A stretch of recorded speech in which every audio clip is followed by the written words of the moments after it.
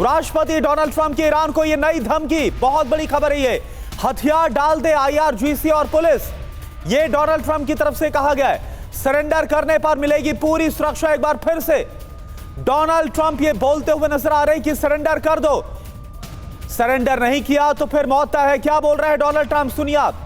और ईरान के सैकड़ों टारगेट्स पर हमला हुआ। ईरान पर हमले को लेकर ट्रंप का नया बयान भी आया है। IRGC के ठिकानों पर हमला किया गया।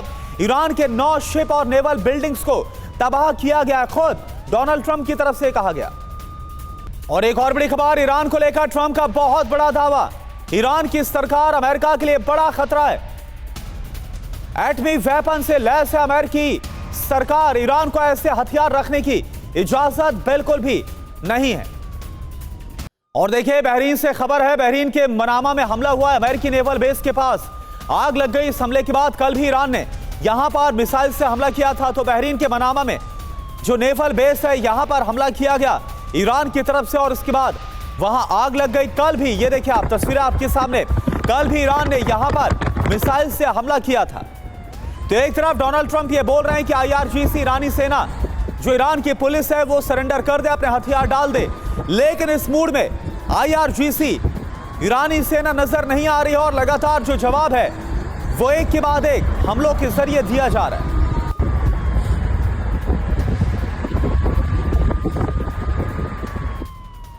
और एक और बड़ी खबर, हमले पर ईरान का बयान भी सामने आया है। अमेरिका को बड़ा नुकसान पहुंचा है, ये ईरान की तरफ से कहा गया। USS अब्राहम लिंकन पर भी हमला किया गया। देखिए इसी का डर था कि अगर ईरान अमेरिकी युद्धपोत पर जो तैनात किए गए उन पर हमला करता और अगर वो तबाह होते तो फिर क्या होगा। और ईरान की तरफ से कहा गया है कि अमेरिका को बड़ा नुकसान पहुंचा है। और एक और बड़ी खबर, ईरान के हमले के बाद यरूशलेम में बड़ी तबाही। ये देखिए आप, इजराइल से बड़ी खबर है। मिसाइल से सड़क में कई फीट गहरा गड्ढा हो गया। यरूशलेम में कई गाड़ियां क्षतिग्रस्त हो गई है। ये देखिए आप, जिस वक्त मिसाइल आकर गिरी उस वक्त की तस्वीर भी आपने देखी है, कितना भयावह मंजर। और जहां पर आकर मिसाइल गिरी है वहां पर कितना बड़ा गड्ढा, कई गाड़ियों को नुकसान पहुंचा है।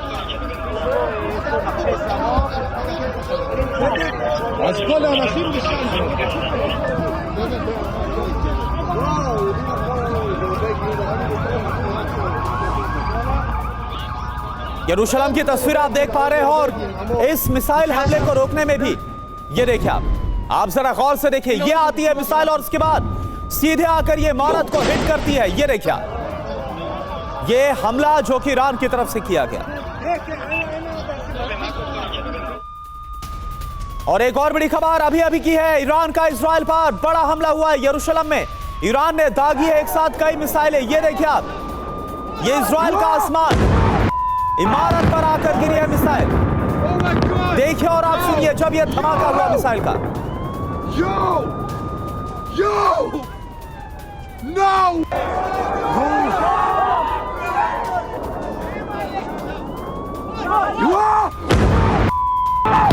Holy shit! Oh my god! Yo! No way! No way! No way! Oh my god! Oh my God! तो लोगों में दहशत, साफ तौर पर वो खौफ नजर आ रहा है जैसे ही उन्होंने देखा कैसे उनकी आंखों के सामने एक मिसाइल एक इमारत पर आकर हिट करती है। एक और बड़ी खबर, इजराइल पर क्लस्टर बम से हमला किया गया। और ये देखिए आप, इसका नया वीडियो आपको हम दिखा रहे हैं। और क्लस्टर बम के हमलों को रोक पाना लगभग नामुमकिन होता है, क्योंकि एक साथ कई जो हमले हैं, कई जो बम है, उनके जरिए हमला किया जाता है।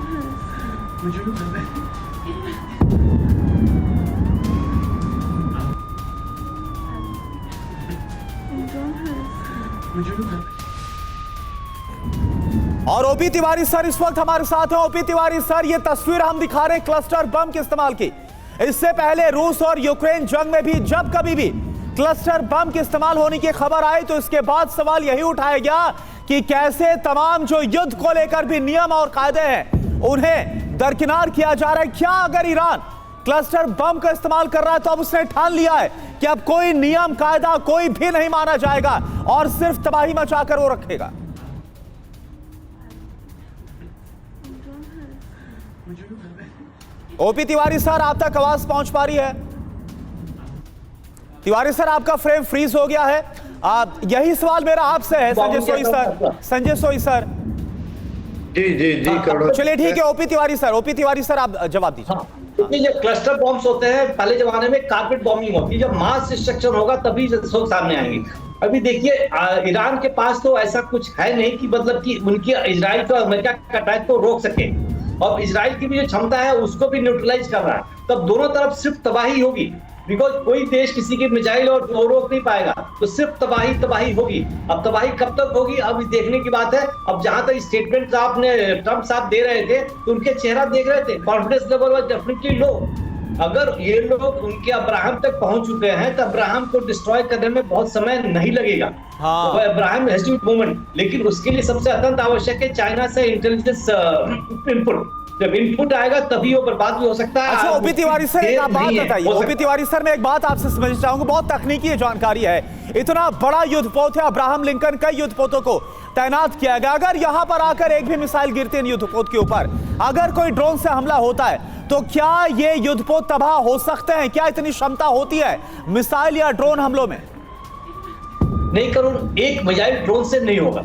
हाँ, ठीक है, उसमें कई जगह हिट करना पड़ेगा, कई जगह एक साथ हिट होगा तब जाके डैमेज होगा। अदरवाइज इनकी रिपेयर की भी क्षमता होती है। हाँ। प्लस इनका एयर डिफेंस भी बहुत मजबूत है। हाँ। 2-4 मिसाइल को तो रोक लेंगे, 2-4 ड्रोन को ले लेंगे। जब मास स्केल पे जाएंगे और उसको मेजर डैमेज जो कर सकता है उनकी मिसाइल बोट्स है, जो उनके पास हजारों में उपलब्ध है। और मिसाइल बोट्स अगर 4-5 जाके उनको लगी, वहां पर फास्ट मूविंग मिसाइल बोट्स है जो 300 किलोमीटर की स्पीड से चलती है। अब उनके रेंज में यह है कि नहीं है, यह अत्यंत आवश्यक जानकारी की जरूरत है। प्लस कहां पर है, और मिसाइल्स का भी तभी हिट करेगा जबकि उसकी पोजीशन की एक्यूरेसी मालूम हो। अब ये कैसे मूव करा, बिकॉज ये युद्धपोत भी मूव करता रहता है। अब ठीक है।